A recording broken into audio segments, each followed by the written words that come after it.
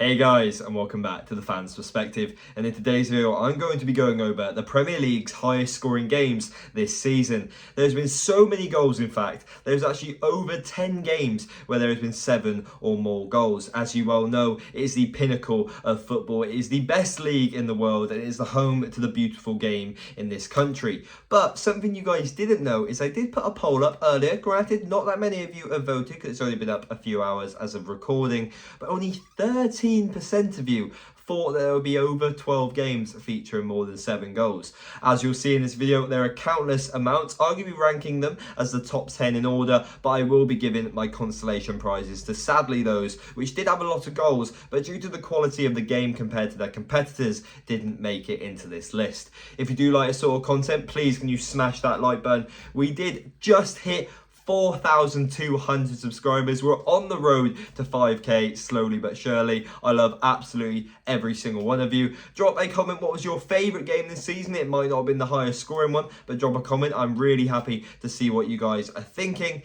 And yeah, without further ado, let's get into it. Before we do move on to the top 10 list, here's my quick list of commiserations. Firstly, going to Liverpool. They dominated and demolished Leeds 6-1, but due to the quality of the game and not really much fight back from Leeds, it didn't make the list.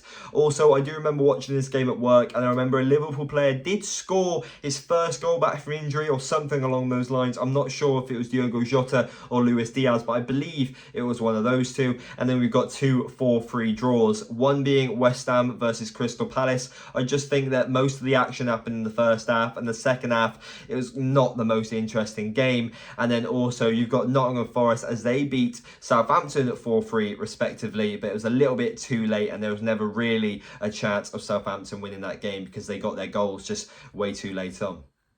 10th on the list, we move all the way back to September when Brighton beat Leicester 5-2. Leicester did actually take a shock lead in the first minute before getting pegged back from a goal from their own teammate. An own goal to equalise, then found themselves behind. Patson Daka did work out a little bit of magic to equalise once more and put them on a level playing field, but the second half it was all Brighton. A dominant performance and a deserved victory. Leicester gave away a penalty, and in the 97th minute the game was tipped off. The icing on the cake, 5-2.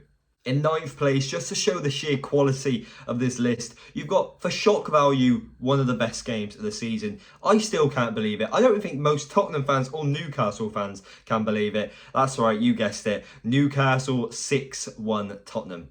They were 5-0 up in 20 minutes. The game was that bad for Tottenham. They hooked to their goalkeeper, their club captain, at half time.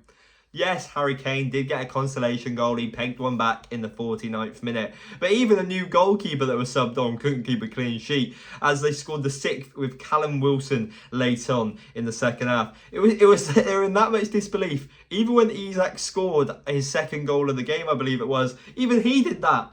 Like, he couldn't believe it himself. It was such a wacky scoreline. There is games with more goals this season. There is games with more even or maybe more shock things happening. But in terms of 5-0 down, Tottenham Hotspur in 20 minutes, you don't get much better than that. It was so sweet. As we move from 9th to 8th on this list, we've gone from a demolition to an all-out war. In terms of competitive football, this is the pinnacle. You won't see much better than this. I wouldn't say it's really an anomaly because Leeds have games where they score loads of goals, especially under Bielsa. They're scoring countless amounts of goals every week. And as you'll see from this list, Tottenham are in quite a few games where there's lots of goals. I've of course gone for Tottenham's 4-3 victory over Leeds. I will say Leeds, they'll have mixed opinions looking back on this game. Obviously, it'll be one of the losses, which means they got relegated. But I think they can look back at it performance-wise and think, be proud of that moment. They went 1-0 up, Tottenham equalised. They went 2-1 up, Tottenham pegged them back again and equalised. They put 3-2 up. They took the lead 3 times away from home in London. And then a few minutes of magic from Bentancur, one of Tottenham's players of the season, if he didn't get injured, which meant the tables were turned and Tottenham took the lead for the first time in the evening. And then I just don't think the Leeds players expected it. They lost their heads, especially one being Tyler Adams, who lost his head that little bit too much, got the red card, got sent off. Leeds were down to 10, and with a few minutes left of what a competitive game, a slugfest, obviously they didn't have the men, they didn't have the energy to actually turn the tables once more. It was an amazing game, but I think there's games with more goals this season and a few bigger shocks which just edge it, but that's 8th.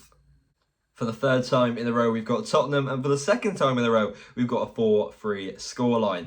Liverpool 4, Tottenham 3, I remember it perfectly. It was sent many people, including myself, howling on Twitter. Liverpool were 3-0 up within 15 minutes, Salah scoring a penalty on the 15th minute. Then Tottenham got some goals back, fair play to them, by their main men, Harry Kane and Heung-min Son. And it just looked like it hadn't got enough in the tank. It looked like, well, fair play, you fought back, lads, but it just wasn't your day. And in the 93rd minute, that man, Ricky Lad, stood up. 93rd minute, he did the pigeon celebration, took his shirt off, everything. He'd finally got his first goal of the season. It was his moment.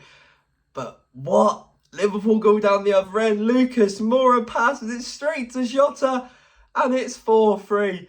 Oh, the best part was Sky Sports just panned straight to Richarlison. They didn't care about the limbs. They didn't care about the fans. Just straight on him, and he just stood there just... It might not be the highest scoring game of the season, but oh God, this is one of the ones that meant the most to me. And in 6th place, and the final game of our 7-goal margin, Manchester United fans, close your eyes, shut your ears, lock your doors. That is right, it is Liverpool's dominant 7-0 Derby Day victory over Manchester United. The Manchester side might have got top 4 and finished above them this season, but when you get a victory like that in such a grudge match, you can hold that over them for decades. As the clock struck the 43rd minute, it was still 0-0. They went into half-time. I want to say 1-0, it could be 2. But the second half, what a performance. They blew Manchester United out of the water. But I'm personally a fan of David De Gea. I don't see why he gets so much hate. I see he's got a mistake in him. He was once one of the best goalkeepers in the world, if not the best goalkeeper in the world. But to see a team have 8 shots on target against you and 7 times hitting the back of the net, I can't defend them for that one. Moving on up to the top 5, and we've now got a game with 8 goals. We move to near the end of the season here, where at Craven Cottage we saw Fulham win 5-3 against Leicester. Tom Cairney and William both bagging themselves braces, and they were 5-0 up at one stage before Leicester finally got their act together. They started flowing some football and got 3 consolation goals back, but something I do find quite interesting is the fact that Leicester actually had more shots on target despite having Leicester the ball. It was a classic Leicester result near the end of the season, really. They threw everything, even the kitchen sink at it when the game was out of reach. But when the game was in their hands or they were at 11 playing field, they were really being quite passive. Clinching 4th spot, we've got 2 familiar candidates. We've got Tottenham and we've got Leicester. Tottenham coming out victorious 6-2. And it's another game which you can ask 1,000 questions about, despite Leicester having more shots and more of the ball. The only times they really had good memorable moments in the game is when they got a penalty in the 6th minute, which Yuri Tielemans slotted home, and when Maddison got the equaliser in the first half. But in the second half, Tottenham just switched on to it in completely new gear. Heung-min Son especially bagging himself a hat-trick, and it's just another one of those games which is a significant result in Leicester's relegation. Obviously, Son getting the hat-trick, Tottenham bagging 6, and a day definitely to forget for Leicester fans. Clinching the bronze medal, finishing in 3rd place in the final of the 8-goal games, we've got Southampton 4, Liverpool 4. It's a game which I didn't personally watch because I was watching other fixtures, and I'm convinced it didn't happen. It's a Fugazi game. Granted, there was nothing to play for Southampton. They were relegated, but they found themselves in a position where they were playing Liverpool, a team that got European football and not so long ago won the Champions League, and they were winning 4-2. Southampton couldn't win any games, even if they tried their hardest.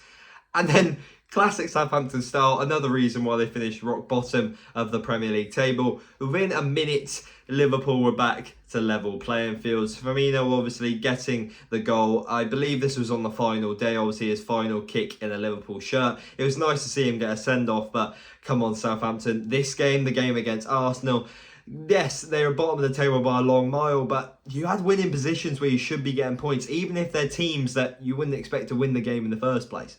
In second place, clinching the silver medal, we've got the Manchester Derby, a game that I've spoken about countless amounts of times on this channel because it's a 9-goal thriller and it's the epitome of a game of two halves. Mainly because, come on, to be fair, Manchester City got the job done in the first half. They ran riot, they were 4-0 up going into the break. And yeah, Manchester City got some goals back, 3 goals, including some decent play from Anthony Martial, but a double hat-trick from Phil Foden and Erling Haaland. It was the true making of the monster that was a man that got 52 goals in 53 games this season.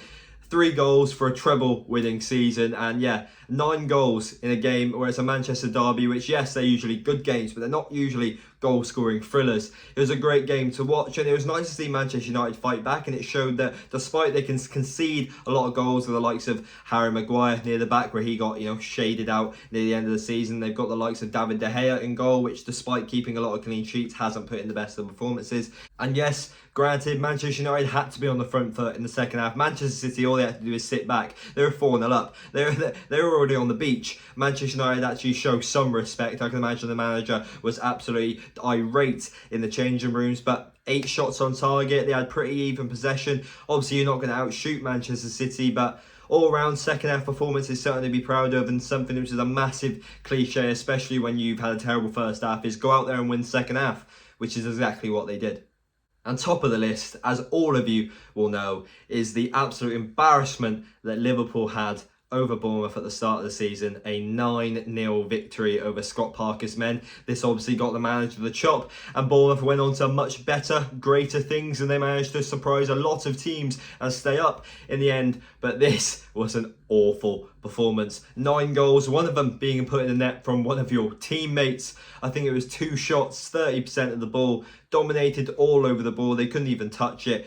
And well, it's usually Southampton that's got the memes going for 9-0s, but now Bournemouth is another one of those teams adding to that 9-0 list. Luckily for them, I guess they weren't able to concede 10 and make history to a new record, but still, this is a sore one, and I do not think the goalkeeper that was in goal that day has actually played for them since, so it's probably ruined his career. But yes, like I said, if they played like that for the rest of the season, it probably would have been worse than Derby. And yeah, that is it, guys. There is me ranking the Premier League games this season which had the most goals in them. Granted, they might have not been the best games because some games are amazing and they're low-scoring games and they're tightly contested. Maybe they're derbies or they've got a lot on the line, like a title fight. But these games, obviously, I ranked them in order in the amount of goals. That is why the 9-goal thrillers were at the top. But I did try and add some sort of competition with like the 7-goal thrillers and the 8-goal thrillers to see which game I actually thought was great. Because there's some games on this list, there's a lot of goals, but as you would have seen, they're not the greatest of games. But yeah, I hope you guys did enjoy it. I had a lot of fun researching this because it gives me something to do, and I'm trying to make so much more of this more outlandish, different style of content for you guys. So if you guys did enjoy it, please show me that support and smash that like button, subscribe to the channel and hit that notification bell so you know when the video goes live. I love every single one of you. You know you want to join the family. We're going up to bigger and better things. You know it, baby. And yeah, drop a comment down below what you thought. Did you think I missed out a thriller? Maybe there was some game this season which was a lot of goals and I just didn't see it when I was looking back through all the game weeks. But yeah, nevertheless, we will see you guys in the next one. See ya.